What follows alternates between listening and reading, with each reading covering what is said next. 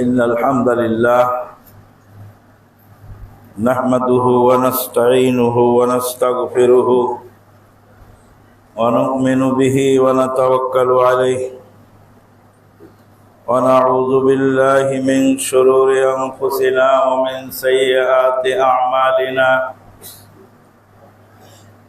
من يهده الله فلا مضل له ومن يضلل فلا هادي له وأشهد أن لا إله إلا الله وحده لا شريك له وأشهد أن محمدا عبده ورسوله الذي أرسله بالحق بشيرا ونذيرا وداعيا إلى الله بإذنه وسراجا منيرا أما بعد فإن خير الحديث كتاب الله وخير الهدي هدي محمد صلى الله عليه وسلم وشر الأمور محدثاتها وكل محدثة بدعة وكل بدعة ضلالة وكل ضلالة في النار أما بعد فقد قال الله تبارك وتعالى في الكلام المجيد والفرقان الحميد يا أيها الذين آمنوا اتقوا الله حق تقاته ولا تموتن إلا وأنتم مسلمون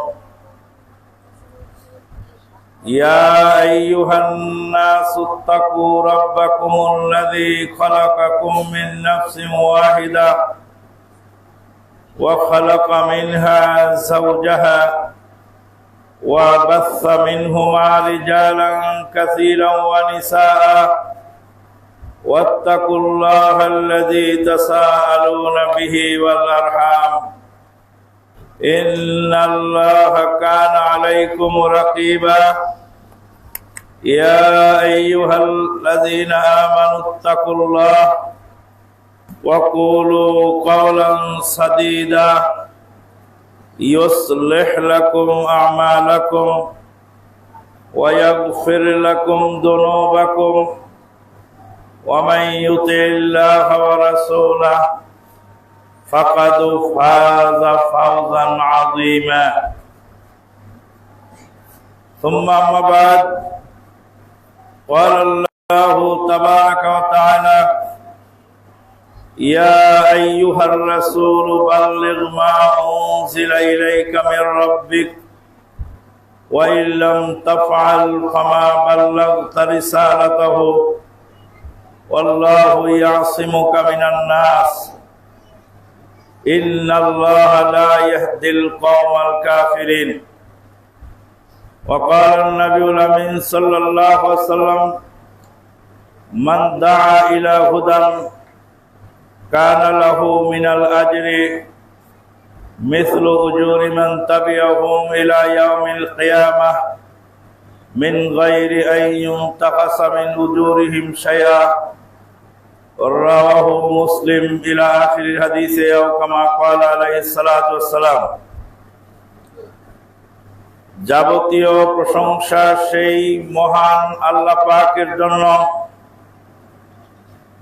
যিনি তার নবীকে দ্বীনের প্রচার করার নির্দেশ দিয়েছেন তিনি বলেন ইয়া আইয়ুহার রাসূলু বাল্লিগ মা উনজিলা ইলাইকা মির রাব্বিক হে রাসূল আপনার কাছে যা নাযিল হয়েছে আপনার রবের পক্ষ থেকে তা মানুষের কাছে পৌঁছিয়ে দিন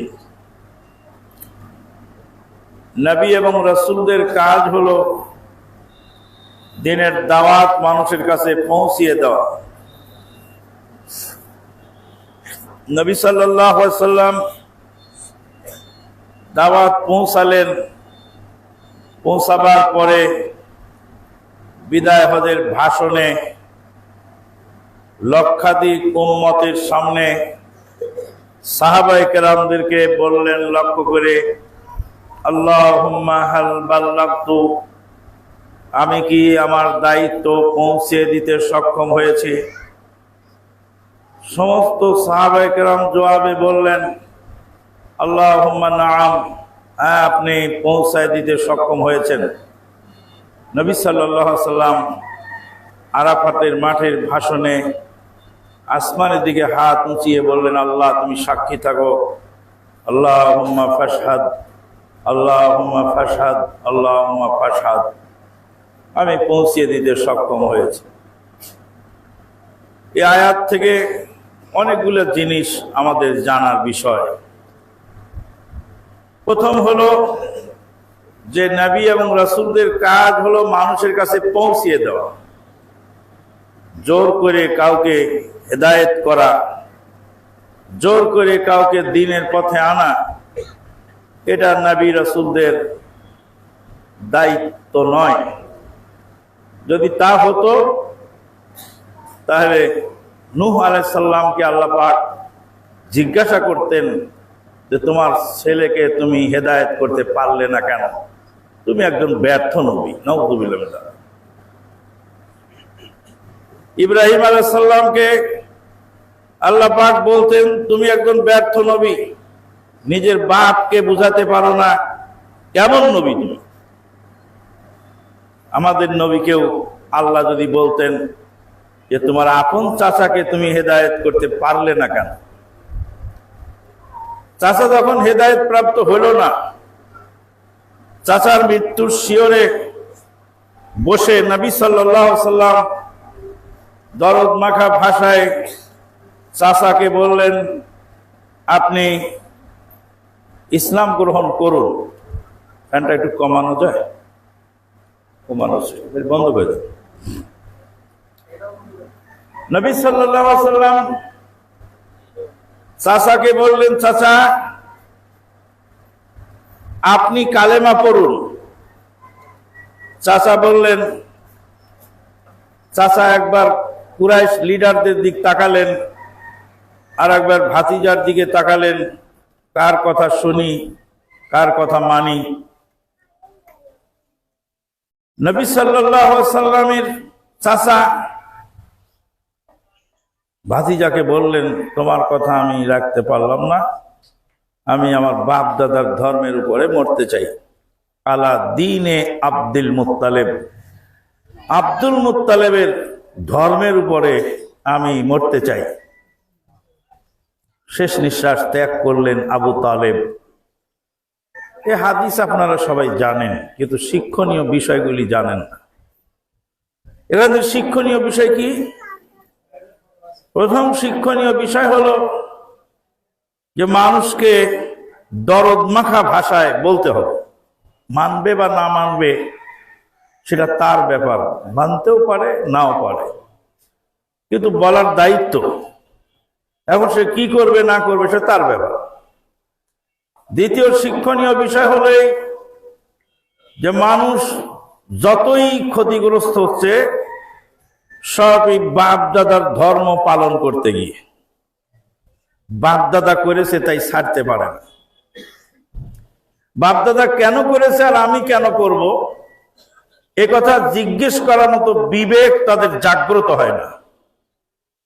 একজন হিন্দু পণ্ডিতকে আমি জিজ্ঞেস করেছিলাম যে তোমাদের ধর্মে তো গরুর গোশত হারাম, কিন্তু গরুর চামড়ার জুতা তো আর হারাম না। গোশত কেনার সময় কোনটা গরুর গোশত কোনটা ছাগলের গোশত এগুলি খুঁজে বেড়াও, কিন্তু কোনোদিন জুতার দোকানে গিয়ে একবারও কি জিজ্ঞেস করেছো যে কোনটা গরুর চামড়া আর কোনটা ছাগলের চামড়া? তা তো জিজ্ঞেস করনি। তার মানে গোশত হারাম কিন্তু ঝোল হালাল। কেন? বাপদাদা করেছে যে আমাকেও করতে হয়। কত বড় বড় পণ্ডিত, কিন্তু কোন পণ্ডিত বাপদাদা থেকে ফিরে আসতে পারেনি। যারা ফিরে এসেছে তারা সংগ্রাম করে ফিরে এসেছে। যাদের বাপদাদার ধর্ম থেকে ফিরে আসার কাহিনী আমি যদি ভাইদের ইন্টারভিউ নিতে থাকি, এক একজনের ভিতরে পুঞ্জীভূত কত ব্যথা, কোরআন হাদিস মানার কারণে কত দুঃখ ভিতরে চাপা পড়ে আছে। রংপুরের একজন যুবক এসে বললেন যে আমি তো ইউনিভার্সিটিতে পড়ি, তা আমি আগে মেয়ে নিয়ে ঘুরে বেড়াতাম, সালাত পড়তাম না, খারাপ কাজে লিপ্ত ছিলাম। যখনই দিনী ভাইদের দাওয়াত পেয়ে তাওহীদের পথে এসেছি, তা আমার আম্মা বলছে তুই জঙ্গি হয়ে গেছিস। বললাম না আম্মা, আমি তো আগে মেয়ে নিয়ে ঘুরে বেড়াতাম, আমি তো আগে নেশাগ্রস্ত ছিলাম, আমি তো আগে অনেক খারাপ কাজ করেছি, এখন ভালো কাজ করি আর তুমি বলো যে আমি জঙ্গি। বলছে হ্যাঁ, তুই আগের জগতে ফিরে আয়। বলছে যে আমার দুঃখ রাখার জায়গা নেই শেখ, আমার বাড়িতে আমার বাপও আমার বিপক্ষে, আমার মাও আমার বিপক্ষে। কেন? তারা যে ফিরে এসেছে, প্রচলিত রসম রেওয়াজ থেকে ফিরে আসা বড় কঠিন। আবু তালেব তা পারলেন না, তাই ফিরলেন না। আবু তালেব কি ইসলাম গ্রহণ করে মারা গেল না কাফের অবস্থায় মারা গেল? তো এই আবু তালেবের সাহায্য নবী নেননি? নবীকে আবু তালেব সাহায্য করেননি? সাইয়্যিদুল মুরসালিন যদি কাফের সাহায্য নিতে পারেন, তা আমরা যদি কোনো স্বৈরাচারের সহযোগীর কোনো সাহায্য নিয়ে থাকি, তো সেটা কি আমাদের জন্য হারাম? তো এই যে এত মৌলবী কথা বলছে, কিছু যখন পায় না দলিল, তখন বলে যে অমুক স্বৈরাচারের দোসর, সে আহলে হাদিসের লিডার। তুমি জানো না তুমি কি বলতে চাও, তুমি বোঝো না তুমি কি বলতে চাও।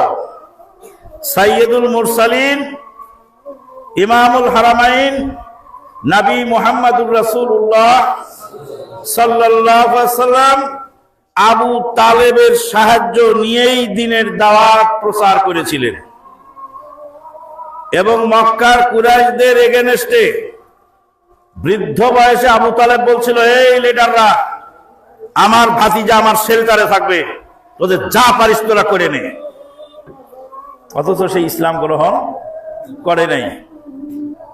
তো স্বৈরাচার বলেন আর যাই বলেন, তাদের কোন সহযোগী বা অনুসারী, তার দ্বারা যদি আমরা একটু উপকৃত হই, তুমি তো বোঝো না যে আমরা কাঁটা দিয়ে কাঁটা তুলি, এটা কাঁটা পায়ে ঢোকে পায়ে ইনফেকশন করার জন্য, সেই কাঁটাকে তুলতে হলে আর একটা কাঁটা লাগে, তো ওটাও কাঁটা এটাও কাঁটা, এক কাঁটা ইনফেকশন করে আর এক কাঁটা পা থেকে ওই কাঁটাকে বের করে। তোমাদের মতো বেয়াদবরা যখন আহলে হাদিসের মসজিদ ভেঙে দিয়েছ, আগুন দিয়ে পুড়িয়ে দিয়েছ, আহলে হাদিসের সম্মেলনগুলি নষ্ট করেছ, আহলে হাদিসের সম্মেলনগুলি হতে দাও নাই, তখন আমরা এই সমস্ত ভাইদেরকে দিয়ে আমরা নিজেদের দাওয়াতের কাজকে বেগবান করেছি। আল্লাহ পাক যদি তাদের সামান্য একটু কাজকে পছন্দ করেন আর সেই ওসিলায় যদি ক্ষমা করে দেন, তোমার আর কিছু বলার নাই। হাদিস তো পড়েন, কিন্তু হাদিসের শিক্ষা যেটুক সেটুক তো নেন না। এই আবু তালেব আল্লাহ নবীকে সাহায্য করলেন সারা জীবন, মৃত্যুর সময় কাফের অবস্থায় মৃত্যুবরণ করলেন।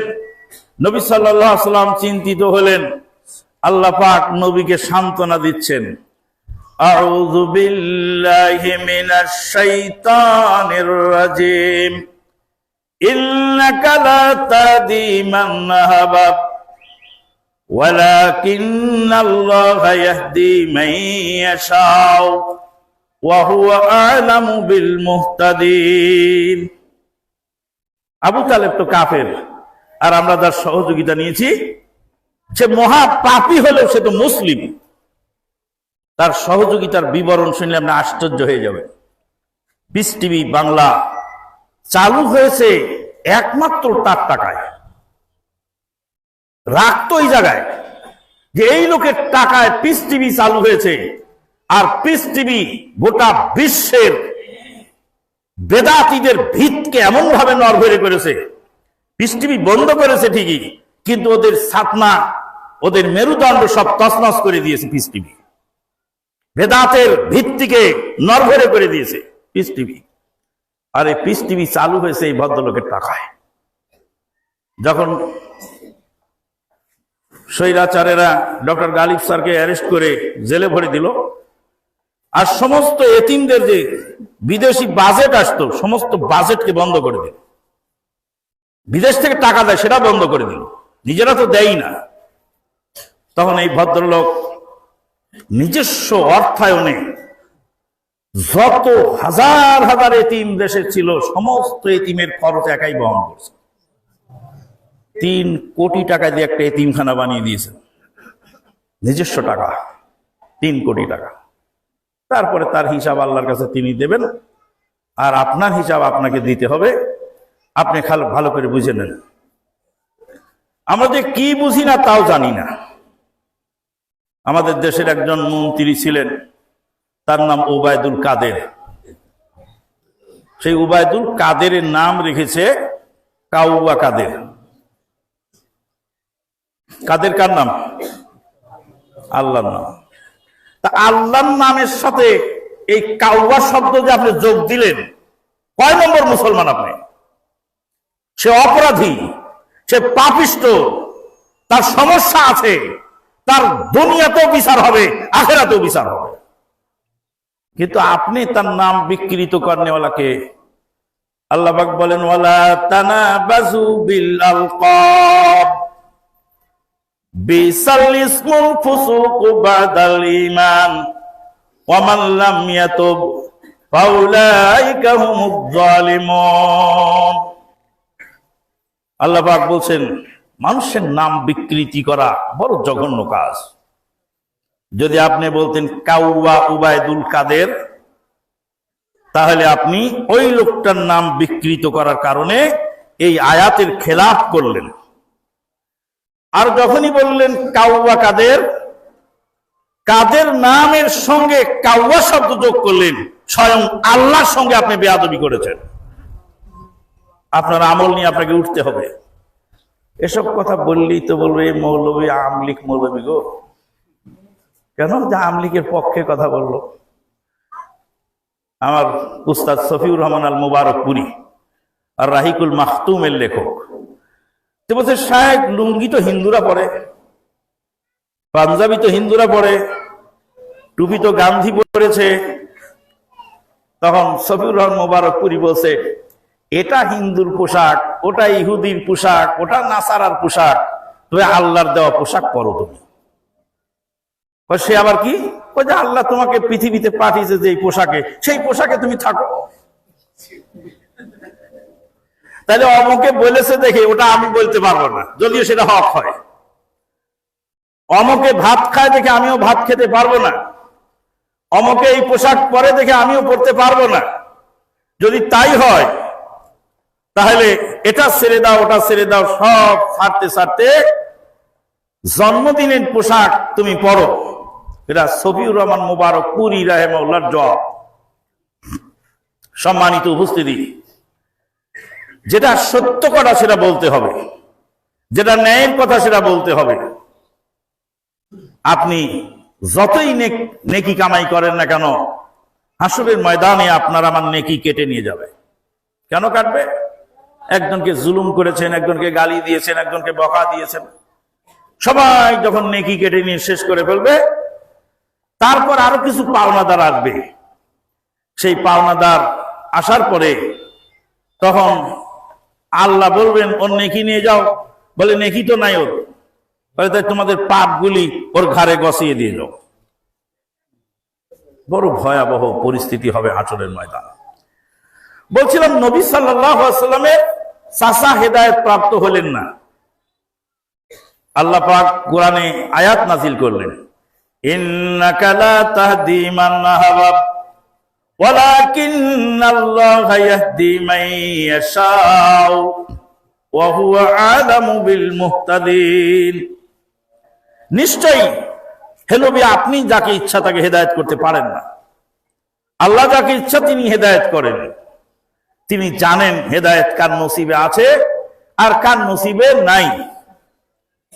হেদায়েত আল্লাহর দান, আর নবী এবং রাসূলদের কাজ হলো মানুষের কাছে পৌঁছিয়ে দেওয়া।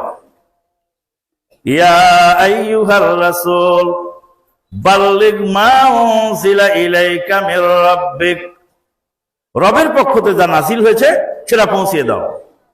ওয়া ইল্লাম তাফআল ফামা বাল্লাগতা রিসালাতাহু ওয়াল্লাহু ইয়াসিমুকা মিনান নাস ইন্নাল্লাহা লা ইয়াহদিল কওমাল কাফিরিন।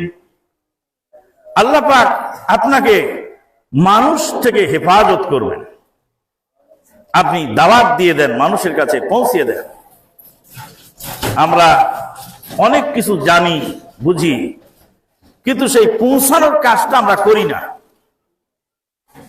এখানে যারা বসে আছেন তাদের আত্মীয় স্বজনের মধ্যে অনেকেই আছেন বেদাতি, অনেকে আছেন ভণ্ড পীরের মুরিদ, অনেকে আছেন আজান গাছির মুরিদ, অনেকে আছেন সালসালিয়া খসখসিয়া তরিকার মুরিদ থাকতে পারে।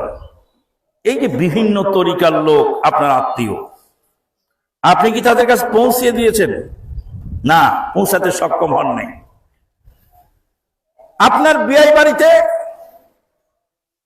হাজার হাজার টাকার বাজার কিনে পাঠায় দেন, যাওয়ার সময় 2 হাত ভরে মিষ্টি, মন্ডা, ফল ফলারি এগুলি কিনে নিয়ে যান।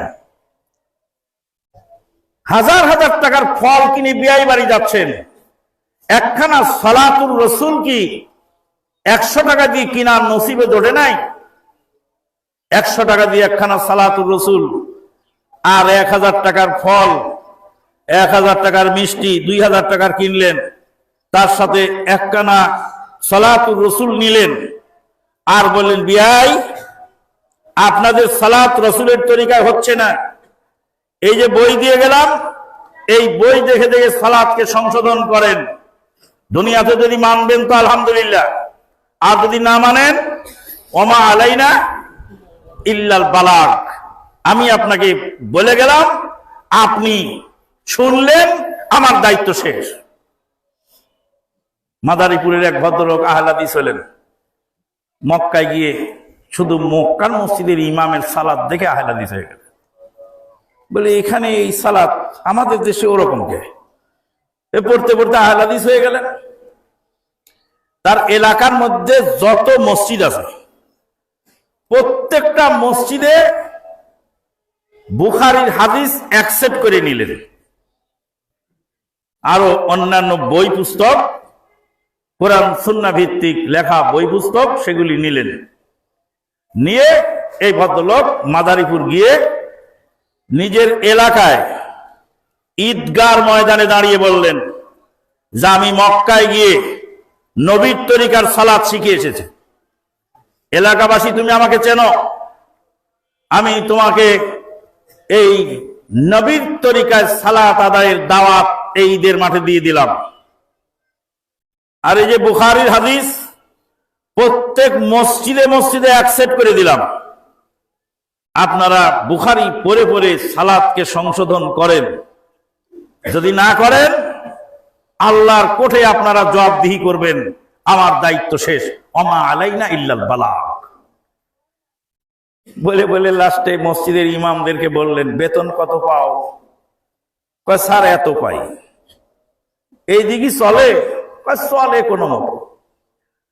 তোমাকে আমি আর একটা ডিউটি দিয়ে যাই, এই যে বুখারী দিয়ে গেলাম, যেই ওয়াক্তে মুসল্লি বেশি হবে সেই ওয়াক্তে একটা করে বুখারীর হাদিস শোনাবা, এই জন্য এক্সট্রা আমি পার্সোনাল ভাবে তোমাকে আরো কিছু টাকা দিব। এই লোককে দায়িত্ব দিয়েছে বুখারী পড়ায় মুসল্লিদেরকে শোনাতে। এই লোকের পড়তে পড়তে এখন বলে এই তরতাজা হাদিসগুলি আমরা মানি না কেন? জিজ্ঞাসাবাদ শুরু হলো। জিজ্ঞাসাবাদ শুরু হওয়ার পরে তিনি নিজেও আহলাদিস হয়ে গেলেন। আলহামদুলিল্লাহ, আহলাদিস হলেন তো হলেন, গোটা সাউথ বেঙ্গলে সে একাই দাওয়াতি কাজ বেগবান করে তুলেছে। আলহামদুলিল্লাহ। সূত্র হলো এই ব্যবসায়ী, যেই ব্যবসায়ী সহিহুল বুখারী সেখানে দিয়ে আসলেন। দাওয়াত তাবলীগের কাজ খালি ওয়াজ করলে হয় না খুতবা দিলে হয়? একখানা বই মানুষের কাছে বিতরণ করলেন, মানুষকে একটু বুঝালেন, একটু দাওয়াত দিলেন, এইভাবে পলিসি অবলম্বন করে আপনি দাওয়াতের পলিসি বিভিন্নভাবে অ্যাপ্লাই করলেন। আর এক ভদ্রলোকের দোকানে গেলাম, দেখছি তাবিজের মাদুলি সে লোক বিক্রি করে, ঝুলাই রাখছে দোকানে তাবিজের মাদুলি। তা আমি বললাম যে আপনি সহিহ আকীদার লোক, আহলে হাদিস মানুষ, তা আপনি আবার তাবিজের মাদুলি বেচেন? মানুষ তো এই মাদুলি কিনে নিজের মধ্যে তাবিজ ভরে ব্যবহার করবে, এই খারাপ কাজে সহযোগিতা হলো না? সেরে কি কাজে সহযোগিতা হলো না? বলে সাহেব একটু বসেন, এক কাপ চা খেতে লাগলাম। এক লোক বলল যে আমাকে 2টা মাদুলি দেন, তাবিজ ভরবো। তে বলছে তাবিজ হারাম, তাবিজ শিরিক, তাবিজ ব্যবহার করা শিরিকি কাজ, তাবিজ চলবে না। বলে ঝুলাই রাখছেন যে? তো বলছে আপনাকে স্বীকার করার জন্য আমি ঝুলাইছি। আপনি যে আসবেন তাবিজ কিনতে, তাহলে আমি বুঝবো যে আপনি তাবিজ নেওয়া লোক, তখনই আপনাকে দাওয়াত দেওয়া আমার সহজ হবে। আল্লাহু আকবার। আমি আশ্চর্য হয়ে গেলাম ভদ্রলোকের পলিসি দেখে। বলে এত মাথায় বুদ্ধি তোমার যে তুমি তাবিজের মাদুলি ঝুলাই রেখেছো, কে তাবিজ কিনতে আসবে তখন তার কাছে দাওয়াত পৌঁছায় দিবে। আল্লাহু আকবার। এক একজন মানুষের মাথায় এক এক বুদ্ধি আছে। আপনাকে আল্লাহ যে বুদ্ধি দিয়েছেন, সেই বুদ্ধি দিয়ে যদি দাওয়াতি কাজ আপনি করেন, তাহলে দাওয়াতি কাজ অনেক বেগবান হতে পারে। বলবেন যে এত বুদ্ধি আমার মাথায় খাটে না। যদি খাটে না খাটে, তাহলে দিনের পথে যারা দাওয়াতি কাজ করেন তাদেরকে একটু সহযোগিতা করতে পারে।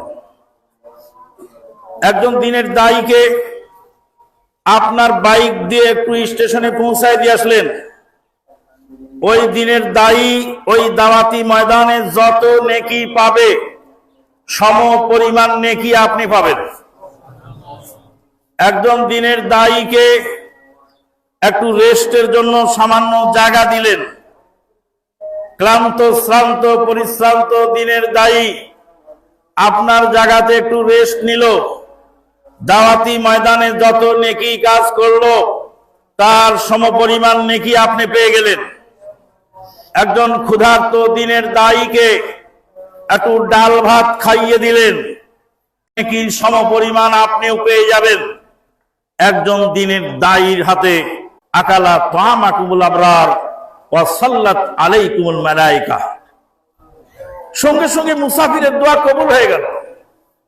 আর আপনার এই সামান্য অনুদানের কারণে আল্লাহ পাক খুশি হয়ে আপনার জানে মালে ব্যবসা বাণিজ্যে বারাকা দান করবেন। আমরা তো বুঝি না অনেক জিনিস, আরব দেশের লোক অনেক কিছু বোঝেন। বহুবার বলেছি, বলা হয়ে গেছে একবার, আবারও নতুন করে বলি। 2001 সালে তায়েফে এক সম্মেলন হচ্ছিল। সেই সম্মেলনে যোগদান করার জন্য রিয়াদ এয়ারপোর্ট থেকে ডোমেস্টিক ফ্লাইটে তায়েফ এয়ারপোর্টে নামলাম।